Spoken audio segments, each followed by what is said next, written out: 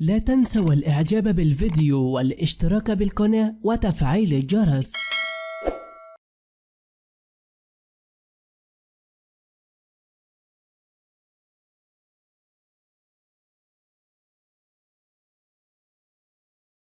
وفاة الفنان المغربي مصطفى سويلت اليوم الأحد بمستشفى طنجة الجامعي متأثرا بمضاعفات حروق خطيرة من الدرجة الثالثة، كان قد أصيب بها قبل 5 أيام أثر اعتداء مروع عرض له في شارع الزالقة بمدينة الحسيمة يوم 7 أكتوبر الجاري. وأفادت مصادر إعلامية مغربية بأن الراحل لافظ أنفاسه الأخيرة داخل قسم الإنعاش بعد فشل محاولات الطواقم الطبية بإنقاذ حياته، وذلك رغم نقله في وضع صحي حرج من المستشفى الإقليمي بالحاسمية إلى طنجة نظرا لحاجته إلى رعاية متخصصة وظروف طبية أفضل. وكان الفنان سويلت المعروف بإعاقته الجسدية ومشاركته في أعمال فنية محلية قد تعرض لاعتداء وحشي بعدما أقدم